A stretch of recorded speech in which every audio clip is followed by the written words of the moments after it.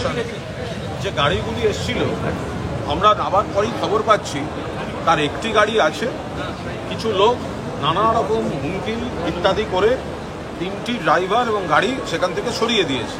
এবার একটি মাত্র গাড়ি আছে। এবার পুলিশ প্রশাসনের বক্তব্য হচ্ছে একবারে যেতে হবে, দুটো ট্রিপ করলে হবে না। এবার মানে যে বাধ্যতামূলক পরিস্থিতিটা তৈরি করা হচ্ছে সেটা হচ্ছে গাড়িগুলোকে তাড়িয়ে দেওয়া হলো, গাড়িগুলোকে ভয় দেখানো হলো, গাড়িগুলোকে হুমকি দেওয়া হলো, চারপাশের কাউকে গাড়ি বা অটো দিতে দেওয়া হচ্ছে না।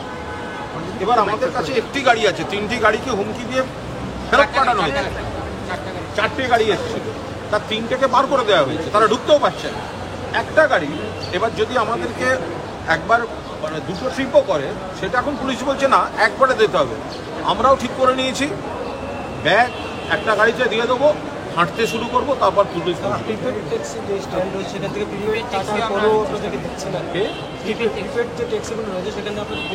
ওটা তো পুরোদস্তুর। আমরা বলছি এইটাই হচ্ছে বাংলার সঙ্গে ত্রিপুরার তফাৎ। বাংলায় বিজেপির কোনো নেতা ত্রিপুরা থেকে গেলে অবাধে সব জায়গায় ঘুরে বেড়াতে পারেন, আর এখানে গতবার দেখেছি মারধর, আর এবার দেখছি যে বন্ধ করে দেওয়া হচ্ছে, যে অফিসে ভাঙচুর হচ্ছে সেটা দেখতে এলে গাড়ি অটো স্ট্যান্ড যেতে চায়, আসতে দেবে না। গাড়ি এসে গেছে, তাদেরকে সরিয়ে তাড়িয়ে দেওয়া হয়েছে। এবার বলছে একটা গাড়ি আছে, সে ট্রিপ করতে পারবে না, যেতে হবে সব একসঙ্গে। একসঙ্গে এতজন আমরা যাবো কি করে? আমরা হাঁটবো রাস্তায়। এবার বাকি পুলিশের দায়িত্ব, যদি এখানে বাকি কেউ মারধর করে তারপর দেখা যাবে, পুলিশ বুঝবে। এটা আমি আপনাদের মনে করিয়ে দিতে চাই, আমরা যখন ত্রিপুরাতে বিগত বিধানসভার নির্বাচনে কাজ করতে আসলাম মমতা বন্দ্যোপাধ্যায়ের হয়ে, এটা ভুলবেন না যে একটা মানুষ আমাদেরকে দফতর দিতে চাইছিল না, আমাদের অফিস ছিল না 2 বছর। এই ধরনের সন্ত্রাস বিজেপি করেছিল। It took us 2 years to get an office space. কিন্তু আমরা অফিস খুলেছি, আজ পর্যন্ত আমাদের অফিস ত্রিপুরাতে রয়েছে, আগরতলার বুকে রয়েছে।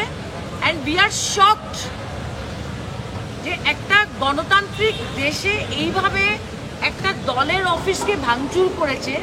আমি মমতা বন্দ্যোপাধ্যায়কে আর অভিষেক বন্দ্যোপাধ্যায়কে ধন্যবাদ জানাচ্ছি যে আমাদের যারা ওয়ার্কাররা রয়েছে, যুব মহিলা স্টেট কমিটির, তাদের পাশে দাঁড়াবার জন্যে আমাদের এই নির্দেশ দিয়েছেন। এবং আমরা বিজেপিকে বলতে চাই, আমরা সাংবাদিক বন্ধুদের প্রেস মিটের সময় দিয়েছিলাম অফিসে 12:30টার সময়। আমরা হেঁটে যাই, আর যেভাবেই যাই আমরা আমাদের অফিসে যাবই, দেখি আমাদেরকে আটকায়।